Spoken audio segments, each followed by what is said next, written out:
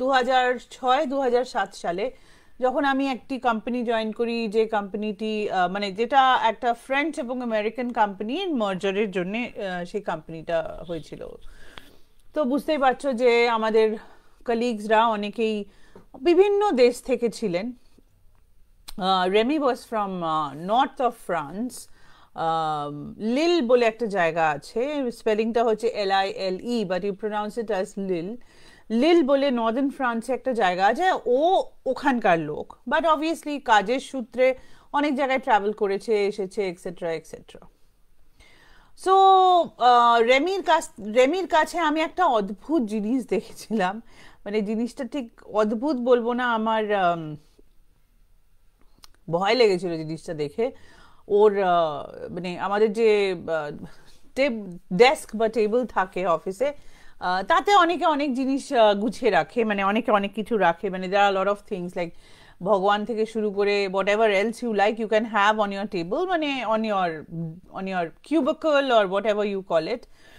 So লোকে family pictures রাখে etcetera etcetera. রেমির টেবিলের ওপরে একটা ওয়াইনের বোতল ছিল, মানে not exactly the bottles that you guys see as wine bottles, but this was a little fatter bottle. এরকম মোটা একটা বোতল ছিল যার মধ্যে ওয়াইন ছিল। বেসিক্যালি এই বোতলটা ও ভিয়েতনাম থেকে কিনেছিল এবং ওটা ও খুব মানে একদম সেন্টার অফ অ্যাট্রাকশনের মধ্যে অনেক দিন ওর ডেস্কে ছিল। তারপরে আই থিঙ্ক এটার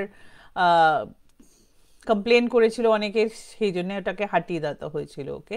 এবং কেন কমপ্লেন করেছে সেটা তোমাদেরকে বলছি। তার কারণ হচ্ছে যে বোতলের মধ্যে রাইস ওয়াইন ছিল, মানে যেটাকে আমরা বাংলা ভাষায় বাংলা বলি, বা রাইস থেকে বা ভাত থেকে বা চাল থেকে যে ওয়াইনটা হয় রাইস ওয়াইন, সেটা ভিয়েতনামিজ মানে সাউথ ইস্ট এশিয়া যেখানে যেখানে চাল হয় সেখান থেকে চাল থেকে ওয়াইন হয়। মানে সেই ওয়াইনটার মধ্যে there was a dead snake, coil করা একটা স্নেক এরকম ভাবে ওই ওয়াইনটার মধ্যে ছিল, সেই জন্য বোতলটা অত মোটা ছিল। মানে এটা তোমরা ইন্টারনেটে চেক করতে পারো, it's quite famous in Vietnam, Cambodia, China, তাইওয়ানের কিছু জায়গা খুব ফেমাস এটা। তো obviously it's a dead snake, মানে সাপটি মারা গেছেন এবং তাকে এরকম সাপ যেরকম বসে কয়েল করে এরকম ফোনা তোলা অবস্থায়, সে যে কি বিভৎস দেখতে, আমি তোমরা যদি সামনাসামনি না দেখো আমি তোমাদেরকে বলতে পারবো না। এবং ওই ওয়াইনটা লোকে খায়, it's not just for show, they actually have that wine. মানে আমাকে তো লোকে মেরে ফেললেও আমি ওই ওয়াইন খেতে পারবো না, বাট দ্যাট ওয়াজ রেমিজ ডেস্কে ওটা ছিল। তো তারপরে অবভিয়াসলি মানে যত অফিসে লোক বেড়েছে লোকজন দেখে অজ্ঞান হয়ে যাওয়ার মতন অবস্থা হতো। তো তখন HR ওকে বলেছিল যে you cannot keep this as show, তুমি তোমার বাড়িতে রাখতে পারো বাট অফিসে এই জিনিস থাকবে না। It was very weird, very very weird. So যাই হোক, সো এটা 2006 সালের কথা আমি তোমাদেরকে বলছি, আজ থেকে অনেকদিন আগে। তো যাই হোক, তারপরে এই অনেকদিন বাদে আমি যখন USA পোস্টে, তখন আমার রেমির সাথে আবার দেখা হয় এবং কথায় কথায় অবভিয়াসলি ওই বিভৎস একটা ওয়াইন নিয়ে ও ঘুরতো। তো আমি ওকে জিজ্ঞেস করি যে তোমার ওই সেই বোতলটা আছে, তুমি সেই বোতলটা অবভিয়াসলি রেমি যখন ফ্রান্সে গেছিল ফেরত নিয়ে গেছিল, তখন ও আমাকে বলে না আমি বোতল আমি রাখিনি, বাট একটা ব্যাপার হয়েছিল, তারপর থেকে আমি আর ওই মানে I don't do things like that. আমি খুব অবাক হয়ে গেছিলাম যে ও খুব একটু ডাকাবুকো টাইপ অফ লোক ছিল, মানে এখানে যাচ্ছে ওখানে যাচ্ছে, এর পিঠে চড়ছে ওর পিঠে চড়ছে টাইপ অফ লোক। সো তখন ও বলে যে ওর যে কাজিন ছিল, মানে ওর খুড়তো না জারতো ভাই, আই হ্যাভ ফরগটন, ইউগো, মানে তার নাম হচ্ছে ইউগো, যেটাকে ধরো ইংরেজিতে যদি আমি প্রনাউন্স করি তাহলে ইটস হিউগো, বাট যেটা তোমরা হিউগো বস বলে একটা ব্র্যান্ড আছে জানো, but in French it is প্রনাউন্সড as you go, actually it's প্রনাউন্সড like that, H pronounce করে না। সো রেমির কাজিনের নাম ছিল ইয়োগো। তো ইয়োগো আর ও একসাথে কাজ করতো, মানে not in the same company but more or less ওরা একই বয়সী ছিল, একসাথে কাজ করতো। তো ইয়োগোকে নিয়ে একটা ঘটনা বলে, দেখুন যখন ও ভিয়েতনাম থেকে এই জিনিসটা কিনেছে সেটা ইয়োগো দেখেছিল, দেখে ওরও একটা শখ হয়েছে, তো ইয়োগো কাজের জন্যে চায়নাতে ছিল। যখন ও এটা দেখার পরে ইয়োগোর একটা মাথায় রোগ চেপে যায় যে ওকে ওরকম একটা অদ্ভুত ধরনের জিনিস কিনতে হবে। এবং তুমি চায়না, তোমরা যদি চায়না যাও তাহলে গিয়ে যদি এরকম লোককে জিজ্ঞেস করো আমি এরকম রাইস ওয়াইন, স্নেক ওয়াইন, এটাকে স্নেক ওয়াইন বলে বেসিক্যালি, স্নেক ওয়াইন কিনতে যাই, তাহলে পরে ওরা তোমাকে সেরকম জায়গায় নিয়ে যাবে। It is pretty much available, মানে তুমি কোনো স্টোর বা কোনো মলে পাবে না, বাট তোমাকে বেসিক বাজার যেতে হবে, মানে you have to get inside. যেটা ধরো আমাদের কি বলবো তোমাদেরকে, মানে ধরো নট আ ভেরি অর্গানাইজ বাজার, সেই রকম ধরনের জায়গায় পাওয়া যায়, এরকম মানে ঘুরতে ঘুরতে এরকম ধরনের জিনিস পাওয়া যায়। তো যাই হোক, তো এরকম ওকে নিয়ে গেছে, ইয়োগোকে নিয়ে গিয়ে একটা এরকম মেডিসিন শপ, সেখানে চাইনিজ হার্বস এরকম ধরনের উদ্ভট জিনিস পাওয়া যায়, রাইনোসরাসের তোমার শুটটা, তারপরে বাঘের দাঁত, বাঘের নখ খুব বিক্রি হয় চায়নাতে, এরকম অদ্ভুত ধরনের জিনিস বিক্রি হয়। তো ওখানে ওকে নিয়ে গেছে, নিয়ে গিয়ে ওকেও দিয়েছিল একটা, ওখানে ও একটা রাইস ওয়াইন কিনেছিল যেটার মধ্যে নাকি কোবরা ছিল। The snake which was there was a cobra.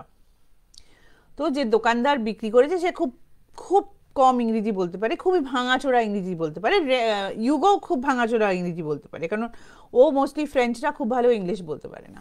তো এবার দুজনের মধ্যে কথা হয়েছে, তখন দোকানদার নাকি বলেছে যে এটা নিয়ে যাও, এটা খুব ভালো, এটা খুব স্ট্রং, স্নেক ওয়াইন খেলে নাকি খুব ভাইটালিটি বাড়ে, পাওয়ার হয়, পাওয়ারফুল হয়ে যাবে, ব্লা ব্লা ব্লা, মানে বেসিক আমি জানি না এরকম ব্যাপার ঠিক বোঝানো খুব মুশকিল যে কেন লোকে কিনবে, বাট ধরো তখন আমাদের সকলেরই বয়স খুব কম, সেই জন্যে এই বয়সে অনেক কিছু হয়ে থাকে, তো ও কিনে ফেলেছে। এবার কিনে ফেলেছে, কিনে ফেলে নিয়ে গেছে, বিশাল বড় একটা কিউরিওর জিনিস, মানে গোটা এশিয়া, সাউথ ইস্ট এশিয়াটা একটা লোকের, অনেকের, অনেক ইউরোপিয়ান, অনেক ওয়েস্টার্নের কাছে আমরা খুব এক্সোটিক, আমরা ইন্ডিয়ানসরা বা সাউথ ইস্ট এশিয়াতে যারা থাকে তারা খুব এক্সোটিক একটা এক রকমের মানুষ, মানে আমাদের ধরন ধারণ, রিচুয়াল বা আদার জিনিস দেখলে ওরা, ওদের একটু কিরকম, মানে ওরা একটু জানতে চায় বেশি, কেউ ভালোভাবে কেউ খারাপভাবে। সো ইউগো এটা নিয়ে গিয়ে বাড়িতে ওরকম রেখেছে এবং সমস্ত বন্ধু বান্ধবকে দেখে, ততদিনে ইউগোর বিয়ে হয়ে গেছিল, ওর বউ তো ওটা দেখে মানে ওকে বলেছে যে প্লিজ এটাকে আমার থেকে অনেক দূরে রাখো, মানে অবভিয়াসলি সে ওই জিনিসটা এতই একটা ডিসকমফোর্টিং জিনিস, মানে আমি বলে বোঝাতে পারবো না, মানে তোমরা বুঝতে পারছো যে ওটা যদি তোমাদের কারোর টেবিলের ওপরে থাকে, তার বাড়িতে গিয়ে বসলেই তোমার গা অস্বস্তি করবে, কিছু হোক না হোক। যাই হোক, সো ইউগো নাকি বাড়িতে গিয়ে রেখেছে, তারপরে বন্ধু বান্ধবদের দেখিয়েছে যে মেজার ব্যাপার, যে আমি এরকম ওয়াইন নিয়ে এসেছি, এটা করেছি, ওটা করেছি, হ্যানা করেছি, ত্যানা করেছি। এবার বেশ কিছুদিন যাওয়ার পরে ওর ভেতরে ভেতরে একটা ফিলিং হচ্ছে, না কি ফিলিং হচ্ছে, যে ওর ভেতরে ভেতরে মনে হচ্ছে যে কিছু একটা প্রবলেম আছে, কিন্তু কি প্রবলেম ও বুঝতে পারছে না।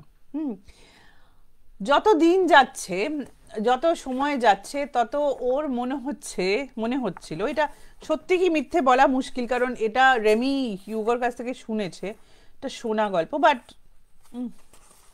এটা ওর সাথে হয়েছে, সেই জন্যে খুব যে মিথ্যে কথা বলছে আমি বলতে পারবো না।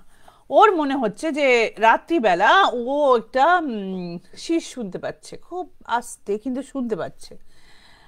এটা ওর ভেতরে ভেতরে একটা, ওর ভেতরে ওই মানে ঘরের মধ্যে যদি ওরকম একটা বোতল এবং সাপ রেখে দাও, তোমার যেরকম হবে সেরকম অবস্থা হবে, সেরকম কিনা আমি ঠিক জানি না, কিন্তু ওর মনে হয়েছে। এবং পরের দিন সকালবেলা উঠে ও যখন বোতলটার দিকে তাকিয়েছে, তখন ওর মনে হয়েছে যে ভেতরে যে জিনিসটা আছে সেই জিনিসটা অ্যাকচুয়ালি নট ডেড। ওর মনে হচ্ছে যে যে চোখটা এতদিন, মানে একটা মরা জিনিসের চোখ যেরকম লাইফলেস থাকে, সেই চোখটা লাইফলেস নয়, চোখটার মধ্যে কোথাও একটা স্পার্ক এসছে।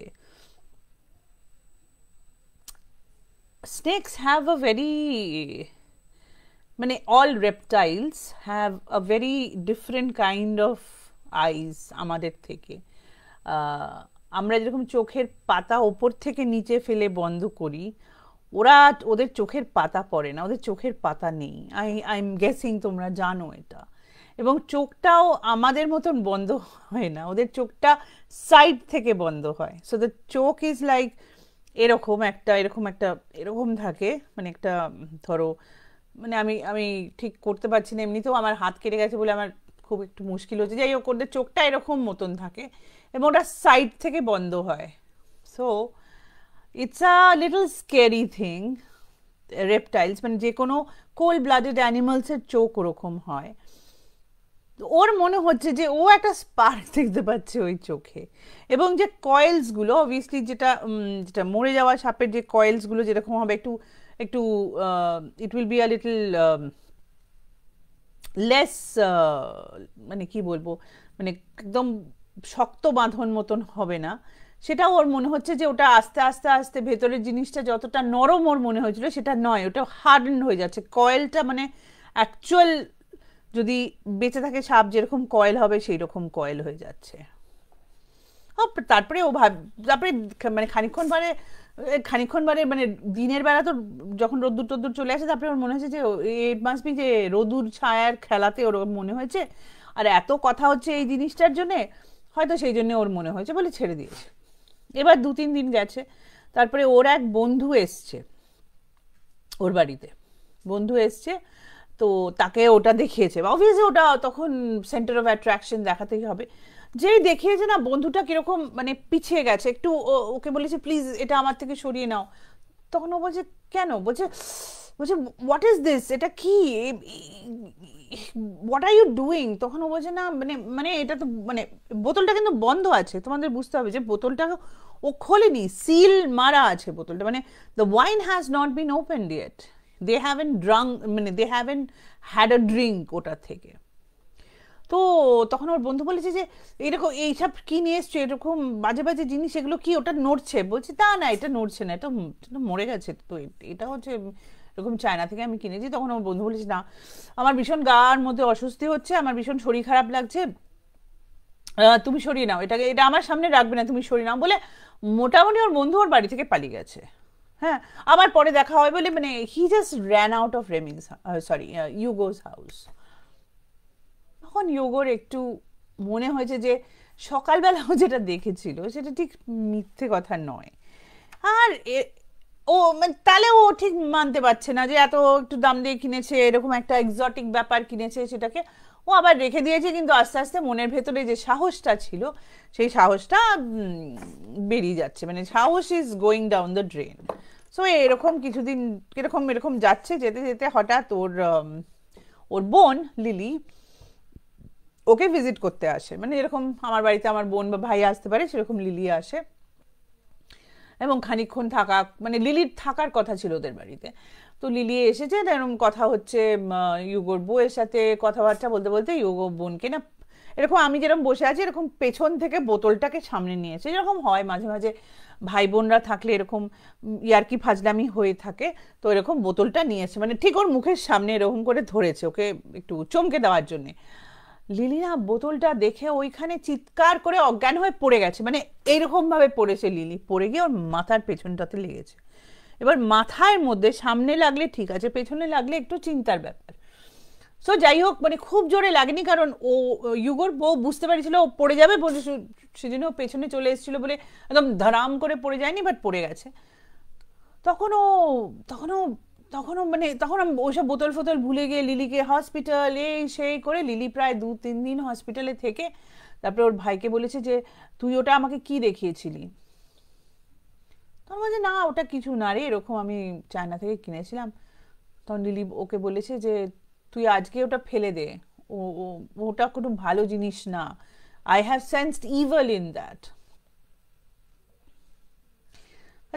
অনেকে মানতে চায় না there is evil in that. Plus you go যতটা বুঝতে পারছে যে হ্যাঁ আমি যেটা করেছি ভুল করেছি, কিন্তু মানতে রাজি হচ্ছিল না, মন মানছিল না। আমার মানে ছেলে তো, তারপরে ভাবছে আমি ছোট জিনিসে ভয় দেখে যাব, যাই হোক ছেড়ে দাও। তো যাই হোক লিলি ঠিকঠাক হয়ে হসপিটাল থেকে বাড়ি চলে গেছে, মানে ও বলেছে তোর বাড়িতে আমি আসবো না যতদিন ওই জিনিসটা আছে। এবার ইউগোর মনে একটা জিনিস ঢুকেছে কিন্তু কিছু করতে পারছে না। যত দিন যাচ্ছে না ও তত ওই মানে জিনিসটা ওর স্টাডিতে ছিল, মানে not in his bedroom, in his study. যত দিন যাচ্ছে ও তত আওয়াজটা বেশি করে শুনছে, ওর শীষের আওয়াজটা ও বেশি করে শুনছে, এবং ওর বদ্ধ একটা ধারণা হয়েছে যে ওই ভেতরের জিনিসটা জেগে উঠেছে, মানে ভেতরের জিনিসটা আর মরা নেই। মানে কোনো একটা দিন এরকম চিন্তা করতে করতে হঠাৎ ওর মনে হয়েছে যে সামথিং রং। তখন ওর মনে পড়ছে যে ওই লোকটা ওকে হাসতে হাসতে বলছিল, ওই চাইনিজ ভাষায় ইংরেজি ভাষায় মিশিয়ে বলছিল যে এটা খুব পাওয়ারফুল, খুব পাওয়ারফুল। এটা সেই পাওয়ারফুলটা মানে ভালো পাওয়ারফুল নয়, খারাপ পাওয়ারফুল। মানে ইটস আ ভেরি কি বলবো, একটা একটা ইভিল স্পিরিট, বা the snake spirit is not good, it's bad. এবার ব্যাপার হচ্ছে যে ইউগোর আশেপাশে এরকম হচ্ছে, মানে ঠিক ইউগোর হচ্ছে না, কিন্তু ইউগোর আশেপাশে এরকম ব্যাপার হতে শুরু হলো। মানে ওর পাশের বাড়ি যে একজন থাকতো, মানে যাদেরকে ওরা একটু সমীহ করতো, একটু বয়স্ক ভদ্রলোক ভদ্রমহিলা থাকতেন ওদের পাশের বাড়িতে, ভদ্রলোকের হঠাৎ করে হাত কেটে গেল। মানে ওখানে তো সব নিজেদের কাজ করতে হয়, তো উনি গার্ডেন টেন্ড করছিলেন, মানে লন মো করছিলেন, করতে করতে কোনো একটা ইয়ে করে ওনার হাত, মানে একদম পুরো প্রায় হাত প্রায় কেটেই বেরিয়ে গেল। মানে একটুর জন্যে ওর পুরো হাত কেটে যায়নি, এরকম একটা হলো। ওই মানে ইউগোর যে বন্ধু এসেছিল ওর বাড়িতে, তার একটা অদ্ভুত অ্যাক্সিডেন্ট হলো এবং সে প্রায় গাড়ির তলায় চাপা পড়ে যাচ্ছিল। তো এরকম ধরনের অদ্ভুত অদ্ভুত ব্যাপার হতে শুরু করলো। ইউগোর যে বউ, সে রোজ বলছে যে আমার না শরীরটা ভাল লাগছে না, আমার ভীষণ টায়ার্ড লাগছে, আমি না ঠিক মতন কাজ করতে পারছি না, খুব একটা কিরকম একটা আনচান আনচান ব্যাপার হচ্ছে, একটু বডি এক হচ্ছে, কিন্তু জ্বর আসছে, জ্বর চলে যাচ্ছে, মানে ঠিক ও বুঝতে পারছে না। আর ওর খালি মনে হচ্ছে যে আমি মানে আর এত টায়ার্ড হয়ে পড়েছি, আমি কোনো কাজ করতে পারছি না। ও ইউও তখন বুঝতে পারছি যে কিছু একটা প্রবলেম হয়েছে, মানে এটাতে কিছু একটা প্রবলেম, বাট এই বোতলটাকেও কি করবে। তো একদিনকে বোতলটাকে ও ব্যাকইয়ার্ডে নিয়ে গেছে, ওর ব্যাকইয়ার্ডে নিয়ে গিয়ে, যেখানে ওদের ওদের তো মানে তোমার কাঠ কাটতে হয় শীতের দিনের জন্য, যেখানে নিয়ে গিয়ে কাঠ কাটার যে জায়গাটা, সেখানে রেখে বোতলটাকে ভাঙার চেষ্টা করেছে। যে ভাঙার চেষ্টা করেছে না, বোতলটাতে গিয়ে ঠাক করে যেটা ওই কি বলে তোমার অ্যাক্সটা লেগেছে, কুড়োলটা লেগেছে, it kind of snap back at him. মানে অ্যাক্সে তো বোতল ভেঙে যাওয়া উচিত, তাই তো? একটা কুড়ুল দিয়ে মারলে একটা বোতল, মানে কাঁচের বোতল ভেঙে যাওয়া উচিত, সেটা না গিয়ে অ্যাক্সটা বাউন্সড অফ দ্যাট বোতল and came and hit him like this. মানে অ্যাক্সের একটা দিক তোমার মানে চুচলো দিক থাকে যেটা দিয়ে কাট কাটা হয়, আর একটা দিক তোমার একটু ভোঁতা দিক থাকে, সেইটা গিয়ে ওর মাথায় লেগেছে, ও তো ওখানে অজ্ঞান হয়ে পড়ে গেছে। তারপরে ওর বউ এসে দেখেছে, দেখে টেকে ওকে নিয়ে গেছে, ওখানে নিয়ে গিয়ে ওকে মানে মাথাটাতে একটু কেটে টেটে গেছিল, যাই হোক। তখন ওর মানে দিশেহারা অবস্থায়, ওর বউ চিৎকার করছে যে কেন তুমি এটা নিয়ে এসছো, ও কোথায় এটাকে ফেলবে ও বুঝতে পারছে না, বোতল ভাঙতে পারছে না। তখন ও ইয়েকে ফোন করে, রেমিকে ফোন করে।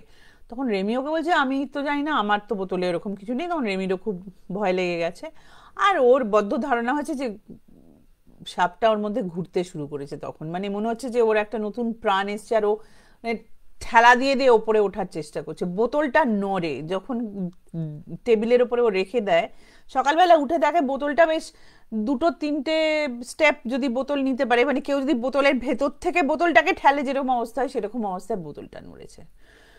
তখন ও আরেক মানে কারোর সাথে কথা টথা বলে তখন ও ঠিক করেছে যে ও চায়না যাবে, ওই দোকানে ফেরত যাবে। তো এরকম অফিসে বলেছে, বলে কাজটা যে যাই একটা ব্যবস্থা করে ওই বোতল নিয়ে ও চায়না ফেরত গেছে ফ্রান্স থেকে। গিয়ে সেই দোকানের সাথে দেখা করেছে, সেই দোকান খুঁজে খুঁজে বার করেছে। সে তো সেই লোকটা ওকে বলছে না না না আমরা ফেরত নেবো না, এটা হবে না, একবার বিক্রি হয়ে গেলে জিনিস ফেরত। তখন ও বলছে তোমার ফেরত, তোমাকে পয়সা দিতে হবে না, তুমি বোতল ফেরত নিয়ে না। তো ও বলছে না না আমি তোমার বোতল নেবো না, তোমাকে আমি বিক্রি করে দিয়েছি, এখন বোতল ফেরত আমি নেবো না। তখন ও বলছে যে তাহলে তো কি করবো? তখন ও বলছে তুমি প্লিজ আমাকে বাঁচাও, মানে কেঁদে ফেলেছে প্রায় ও। তখন ওই দোকানের পাশে একটা বুড়ো মতো লোক ছিল, সে বলেছিল চলো তোমাকে আমি একজনের কাছে নিয়ে যাচ্ছি। তো এরকম একটা ওদের ওখানে যেরকম সাধু সন্ত হয়, মানে সামান বলে, সেরকম তার কাছে নিয়ে গেছে। তো সে তো বোতল দেখে সাংঘাতিক রকমের ওর ওপরে রেগে গেছে, রেগে গিয়ে বলছে যে তুমি কেন এটা নিয়েছো, মানে ও চাইনিজ ভাষায় বলছে যে তুমি কেন এটা নিয়েছো। তো তখন ওই লোকটা ওকে বুঝিয়ে বলেছে যে না উনি তো বিদেশি, অত কিছু জানেন না। তখন বলছে না এটা খুব খারাপ জিনিস, এটা একটা কার্সড জিনিস, এটাকে নেওয়া উচিত হয়নি। ও যে মেরেছে এবং ওর এর মধ্যে একটা কার্স আছে, এর কারু প্রাণ নিয়ে তবেই ছাড়বে। তখন ও আবার বলার চেষ্টা করে যে প্লিজ আমাকে এটা থেকে বাঁচিয়ে দিন। তখন বলেছে ঠিক আছে, আমি চেষ্টা করবো কার্সটাকে ভাঙার, বাট এই বোতল তুমি ফেরত দিতে পারবে না, এই বোতল তোমার কাছে থাকবেই থাকবে। মানে মেজার মানে গেরো ব্যাপার। যাই হোক, সে কি কি কি সব করে টোরে নাকি ওর কার্সটাকে ভেঙে দিয়েছে। এবং উনি বলেছেন যে কার্স ভেঙে গেছে, কিন্তু বোতল তুমি কোনোদিন খুলবে না, কিন্তু বোতল তুমি কাউকে দিতেও পারবে না। মানে কেউ যদি ইচ্ছে করে না নেয় সেই বোতল তুমি ফেরত দিতে পারবে না। মানে তুমি জোর জবরদস্তি বোতল কাউকে বিক্রি করতে পারবে না, বোতল তোমার সঙ্গে থাকবে। তো এই অবস্থায় ইউগো বাড়ি ফিরে আসে, এবং বাড়ি ফিরে এসে মানে ওদের একটা পুরনো বাড়ি আছে, যেটা তোমার বলতে পারো হান্টিং লজ মতন। মানে হান্টিং লজ ঠিক না, ওদের আর একটা বাড়ি আছে, মানে ওদের লিলের ওখানে। সেখানে ওদের ওই ওয়াইন বেসমেন্ট মতন আছে, মানে অনেকে বেসমেন্ট থাকে ওদের বাড়িতে, সেই বেসমেন্টেরও মানে ভেতর দিকে যেখানে কেউ যায় না, ও গিয়ে বোতল ওখানে রেখে দিয়ে চলে এসছে, আর ওই বোতলও কিছু করতে পারবে না। এইসব শুনে রেমি তো নিজের বোতল ফেলে দিয়েছে কোথায়, ও তো আর ওটা ধরেই নি, মানে ভয়ের চোটে সব ওটাকে ও কোথাও একটা ফেলে টেলে দিয়েছে। বলছে আমি জানি না কোথায় ফেলে দিয়েছি। কিন্তু ইউগো নাকি এখনো ঠিক হয়নি, ওর নাকি ওই আওয়াজ ও শুনতে পায়, খুব আস্তে আস্তে শুনতে পায়, কিন্তু শুনতে পায় অত দূর থেকে, মানে ওর বাড়ি থেকে সেই বাড়িটা বেশ দূরে, কিন্তু ওনাকে আওয়াজ শুনতে পায়। মনের মধ্যে একটা বসেও গেছে, যায়নি তা নয়, ভয় তো পেয়েছিল, প্রচন্ড ভয় পেয়েছিল তার থেকে। তো এটা হচ্ছে যে এরকম ধরনের জিনিস কেনা উচিত না, এবং এরকম ধরনের একটা অদ্ভুত ভয়ঙ্কর জিনিস নিজের বাড়ির মধ্যে, নিজের লাইফের মধ্যে ঢোকানো উচিত না। তো এটা ছিল আমার প্রথম গল্প। তোমাদের কেমন লাগলো? আমি একটু তোমাদের ইয়ে দেখছি।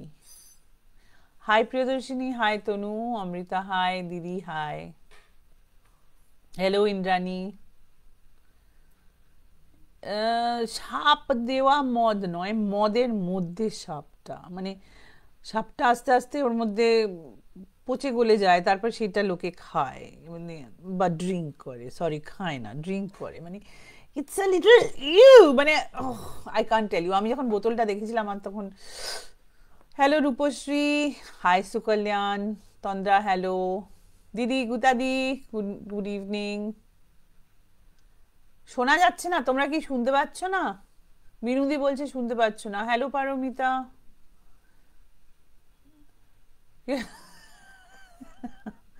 Yes, Indrani. I do have a versatile friend circle. মানে দুনিয়াতে লোকে অদ্ভুত জিনিসেরই শখ করে সুচরিতা। অনেক লোকে খুব অদ্ভুত অদ্ভুত জিনিসের শখ করে, নয়তো পশু পাখি মেরে বাড়িতে কেন লোকে টাঙিয়ে রাখে? What is the fun part of it? Like হরিণ মেরে, বাঘ মেরে, ইত্যাদি ইত্যাদি করে। হ্যাঁ রূপা, না না, ইটস ওকে। হ্যাঁ, মানুষের সাংঘাতিক শখ।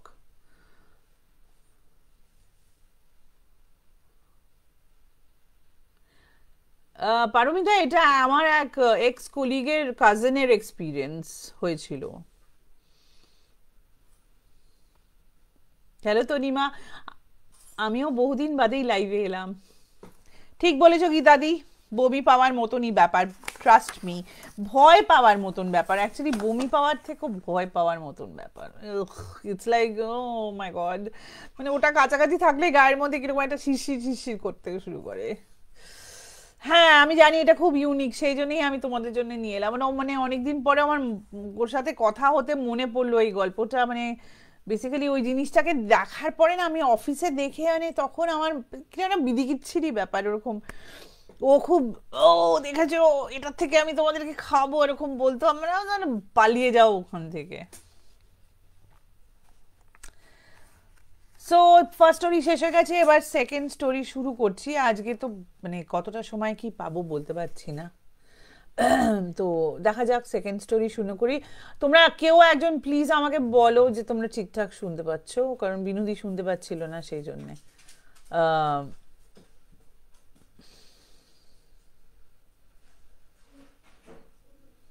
কেউ একজন প্লিজ বলে দাও যে ঠিকঠাক শুনতে পাচ্ছ, তাহলে আমি সেকেন্ড স্টোরিটা শুরু করব।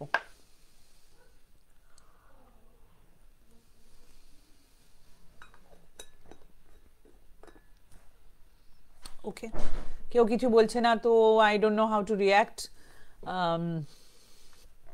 আমি সেকেন্ডটা শুরু করছি। সেকেন্ড স্টোরিটা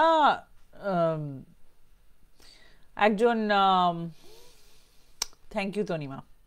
সেকেন্ড স্টোরিটা মানে আমার কলিগ ঠিক না, মানে বলতে পারো কলিগই বলতে পারো। আমি ওর সাথে একটা প্রজেক্টেই কাজ করেছিলাম, বাট ওর কাছে খুব ইন্টারেস্টিং ইন্টারেস্টিং স্টোরি আছে। তোমার ও থাকে হচ্ছে তোমার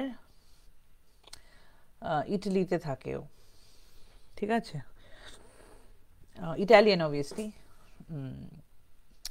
একটা একটা প্রজেক্টের জন্য ও মানে ওর সাথে আমি ঠিক ডাইরেক্টলি ও আমার সাথে কাজ করতো, মানে অফিসে ও আমাদের কোম্পানিতে কাজ করতো, কিন্তু ও ইন্ডিয়াতে পোস্টেড ছিল না, ও প্যারিসে পোস্টেড ছিল। তো কাজের সূত্রে আমি ওর সাথে কাজ করতাম, এবং একবার দুবার আমি যখন প্যারিস গেছি ওর সাথে দেখা হয়েছে। ওর নাম হচ্ছে লুকা। সো লুকার বাবার কাজিনের গল্প এটা। হ্যাঁ, মানে এটা ওদের ওখানে ওরা থাকে হচ্ছে তোমার সাদার্ন ইটালি, মানে ইটালির সাউথ পার্টটাতে। ইটালির সাউথ পার্টে অনেক সমুদ্র, মানে ওই দিকটাতে কোস্ট, খুব সুন্দর সুন্দর জায়গা আছে। টাস্কানি ফাস্কানি আছে, খুব ভালো গ্রেপস হয়, মানে আঙুর হয়, তার থেকে ভালো ওয়াইন হয়। That's a wine country of Italy. Beautiful মানে sea beach and things like that, and lovely food. তো খুব সুন্দর সুন্দর বাড়িও আছে টাস্কানি ফাস্কানি, আমালফি কোস্ট, এইসব জায়গাতে।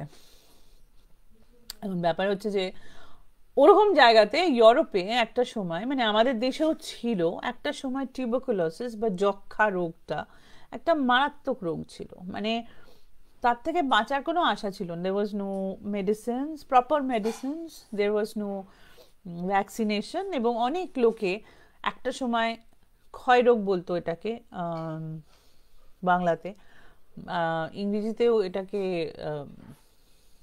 ওইরকমই একটা মানে ব্যাড ডিজিজ বলতো, বলে ওখানে লোকে বাঁচার খুব কম আশা ছিল। মানে আমাদের ইংলিশ লিটারেচার যদি করো, তো অর্ধেক পোয়েটস এবং পোয়েটেসেস হ্যাভ ডাইড উইথ যক্ষা, কারণ এত ঠান্ডা থেকে না লাং এফেক্ট করতো, এবং দূষণ পলিউশন থেকেও লাং এফেক্ট করতো, এবং তার থেকে এই ক্ষয় রোগটা হতো।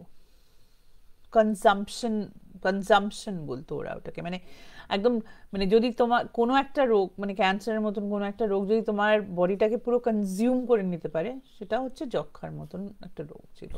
মানে মানুষের যত এনার্জি, যত কিছু, সব কিছু একদম পুরো ভ্যাম্পায়ারের মতো চুষে নিয়ে মানুষকে শেষ করে দিত। সো যক্ষা রোগের একটা চিকিৎসা ছিল হচ্ছে স্যানিটোরিয়ামস, মানে basically a lot of food, a lot of sunlight would be good. মানে আমরা যখন কোভিড হয়েছে তখন আমরা জানতে পেরেছি যে ভিটামিন ডি বা sunlight is a very important part of our lifes. আবার জানতে পেরেছি না, আবার জানতে পেরেছি।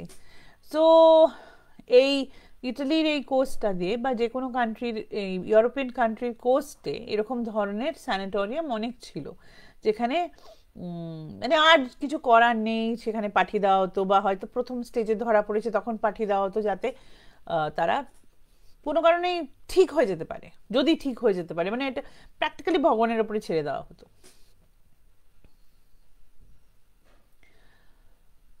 হ্যাঁ পারমিতা, নিশ্চয়ই, প্লিজ তুমি আমায় মেসেজ করো, আমি তোমাকে রিপ্লাই করবো। আই এম গেসিং তুমি আমাকেই বলছো। থ্যাংক ইউ তনু। তো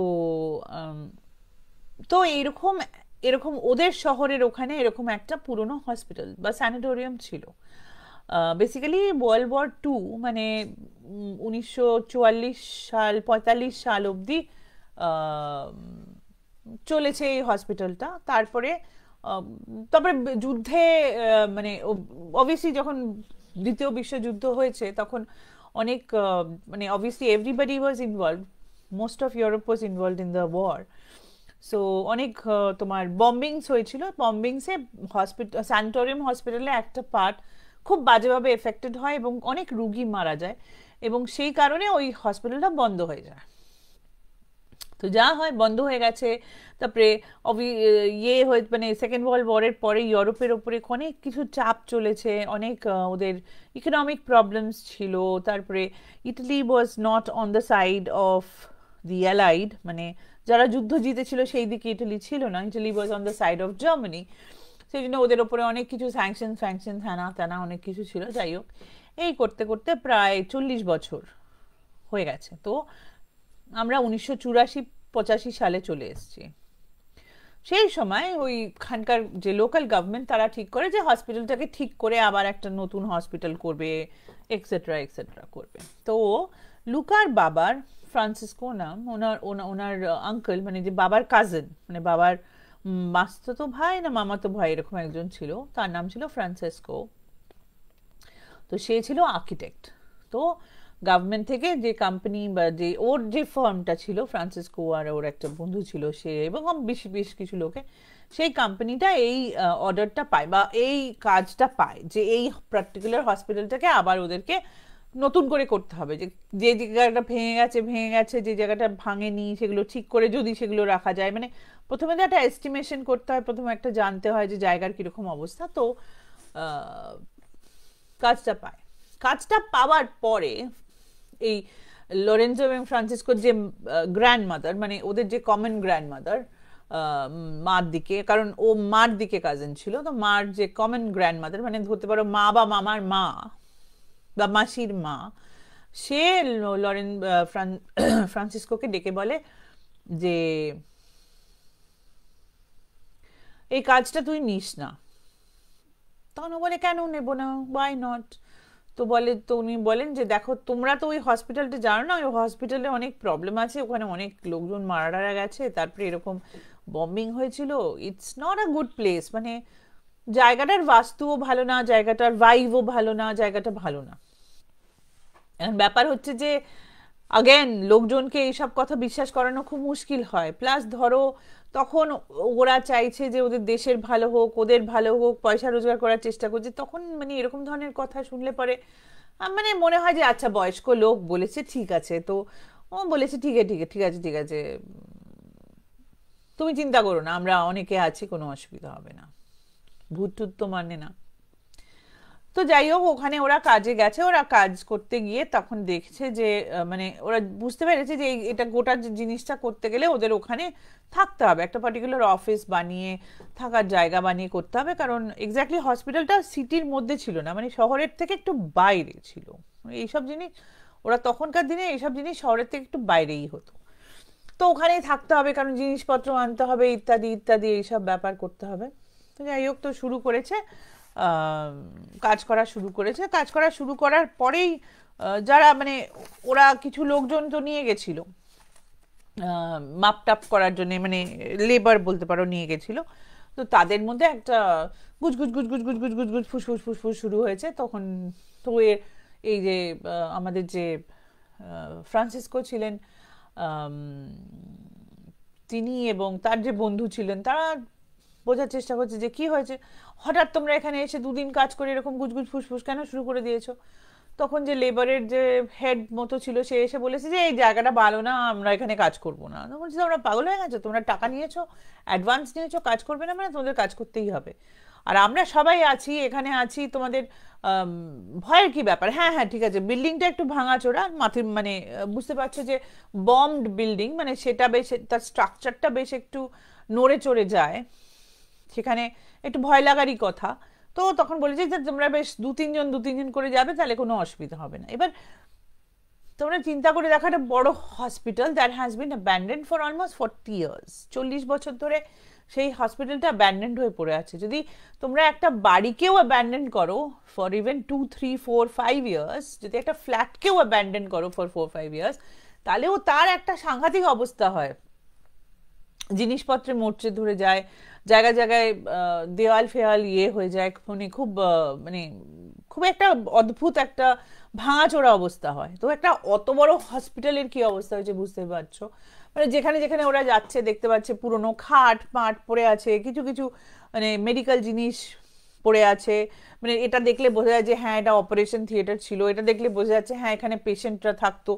লাইন লাইন লাইন নাই ভাঙাচোরা স্কেলিটাল খাট পড়ে আছে।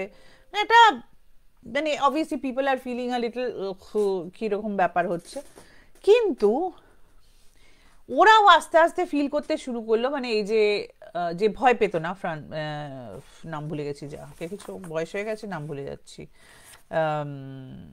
ফ্রান্সিসকো, এবং এর যে সঙ্গে যে ছিল, মানে এর যে বন্ধু ছিল সঙ্গে, তার নামটা আমি ভুলে গেছি। তো তারাও একটু ফিল করতে শুরু করলো, তাদেরও মনে হলো যে কিছু একটা ব্যাপার হচ্ছে। তারপরে তারা করে জিনিসটাকে ঠেলে দিয়ে বলেছে না এটা একটা বিশাল বড় ভাঙা জিনিস, ভাঙা বাড়ি, তার মধ্যে হাওয়া বাতাস তো চলতেই পারে, কারণ ভাঙা জিনিস মানে জানলা ভাঙা দরজা ভাঙা সবকিছুই ভাঙা, তো হাওয়া বাতাস চলতেই পারে। সেই জন্য হঠাৎ হঠাৎ মনে হচ্ছে ঠান্ডা হাওয়া আসছে, হঠাৎ হঠাৎ মনে হচ্ছে গরম হাওয়া আসছে। এটা এটা ইজ এ পসিবিলিটি। প্লাস ওখানে ধরো তখন 40 বছর বাদে নো ইলেকট্রিসিটি, হ্যাঁ ইলেকট্রিসিটি সব কিছু কেটে দিয়েছে, no running water, no nothing, মানে একটা একটা ভাঙাচোরা জিনিসকে ওরা ঠিক করতে এসছে। এবার কাজ চলছে, ওরা ভয় টয় দেখিয়ে লোকজনকে দিয়ে কাজ করছে, কিছু কিছু জায়গা পরিষ্কার করছে, মাপা টাপা হচ্ছে, মানে একটু মেজার করা হবে যে কোথায় কি রাখা হবে, কোথায় কি থাকা হবে, সব কিছু একটা লোকজন চিন্তা ভাবনা করে করছে। হ্যাঁ করতে করতে করতে করতে এরকম একদিনকে রাত্রিবেলা ওদের ওরা ওরা অবভিয়াসলি হসপিটালের মধ্যে থাকতো না, হসপিটালের ঠিক বাইরে কম্পাউন্ডের মধ্যে থাকতো। হঠাৎ ওরা দেখতে পায় যে মানে ধরো হসপিটালটা 3 না 4 তলা ছিল, মানে 4 তলার দিকে একটা ঘরের লাইট জ্বলছে।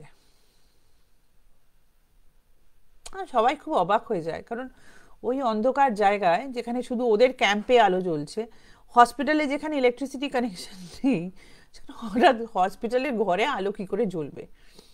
এবার বুঝতে পারছে যে 4 তলা সিঁড়ি দিয়ে উঠতে হবে, কারণ লিফট তো তখন লিফট ছিলও না যখন হসপিটাল হয়েছিল, এবং যখন হসপিটাল বন্ধ হয়ে গেছিল তখন একটা রুডিমেন্টারি লিফট ছিল, সেটা ভেঙে চুরে একটা মানে একটা গর্ত মতো একটা সুড়ঙ্গ মতন হয়ে দাঁড়িয়ে আছে, এটা ভার্টিক্যাল সুড়ঙ্গ বলতে পারো।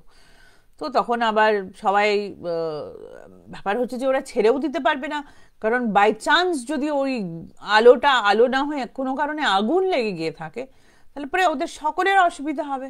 আবার সবাই বেরিয়েছে। এবার 3-4 জন লোক সাহস করে, তার সঙ্গে সঙ্গে লরেন্সো সাহস করে মানে টর্চ ফর্চ নিয়ে হাঁটতে শুরু করেছে, 4 তলায় উঠতে শুরু করেছে।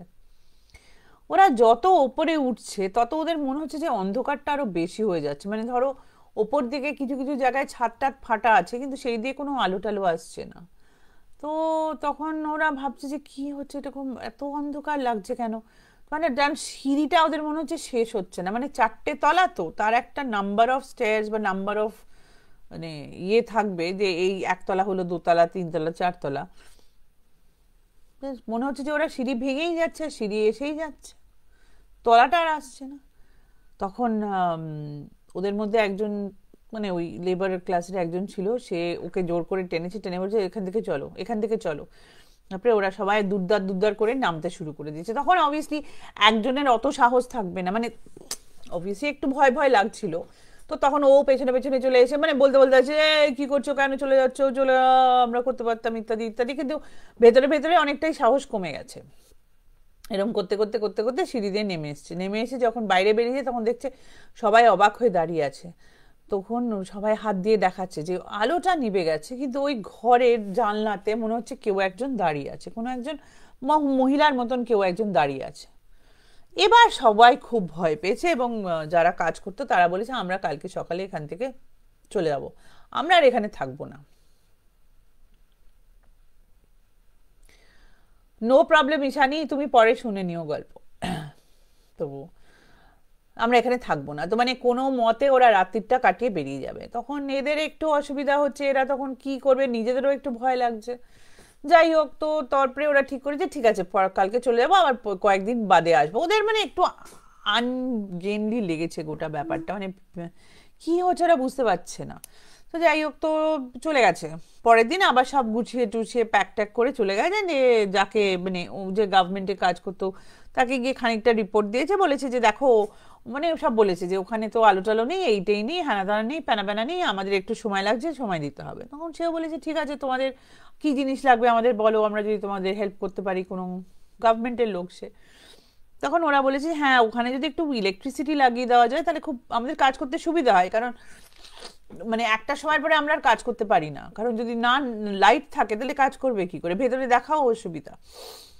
তো তখন কথাটা বলে এর আবার মাসখানেক মাস দেড়েক বাদে ইলেকট্রিক সাপ্লাই যেটা, সেখানকার লোকেরা এবং এরা মিলে গেছে ওখানে ইলেকট্রিসিটি কানেকশনটা করবে বলে।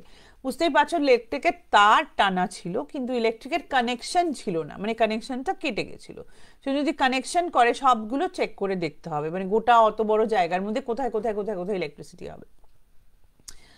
তো তারা গেছে, আর এরা যে একটা টেম্পোরারি ওই কি বলবো সেটেলমেন্ট মতন বানিয়েছিল ওখানে থাকার জন্য, সেগুলো তখনও আছে, মানে ওরা সেগুলো রেখে এসেছিল, সেগুলো মানে ওগুলো ওগুলো ছিল, যে ওরা জানে যে কাজ করতে আসবো আমাদের লাগবে।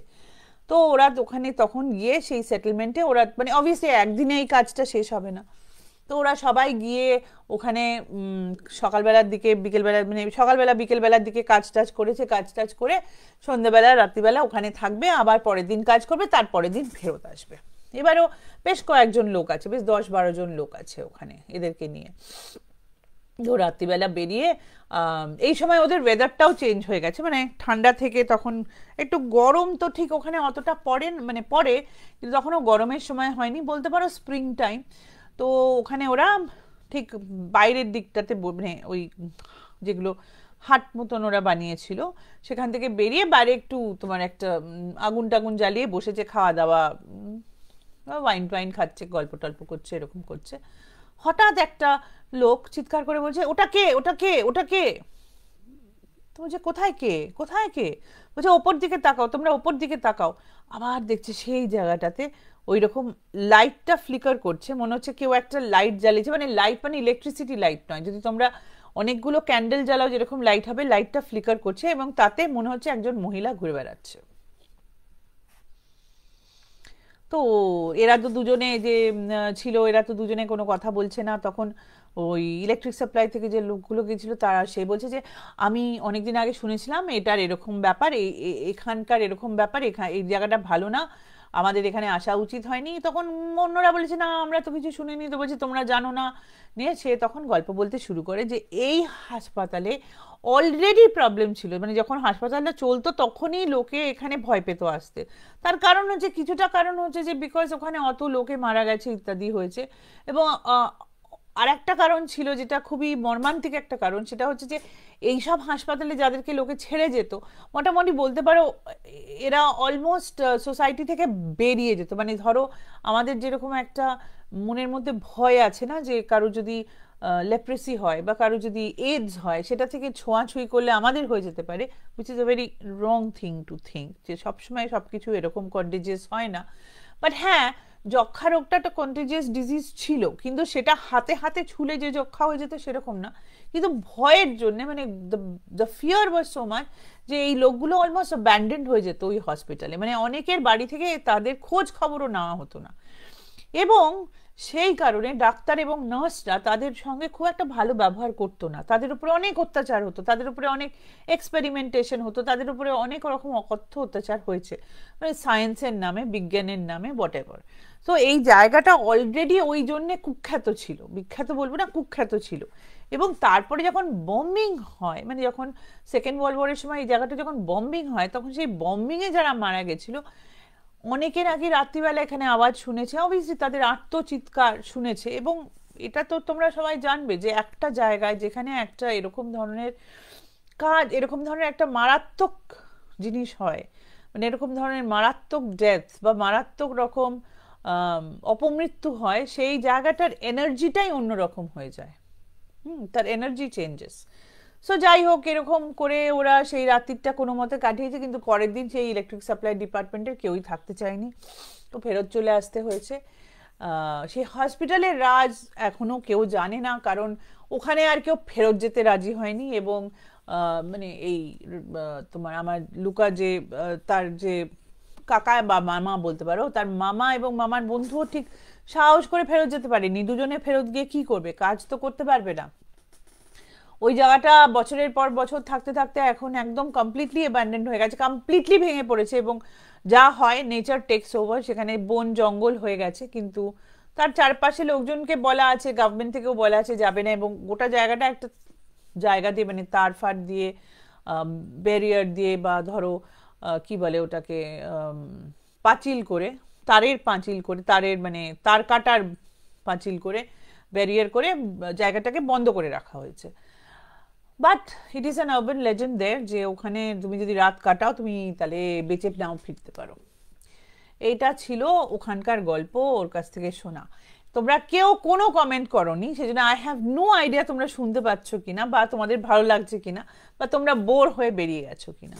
So please, I don't know if it is a problem with my system or it is a problem with internet connection, but I am just going to write যে hello everyone, এবং দেখা যাক তোমরা কথার উত্তর দাও কিনা।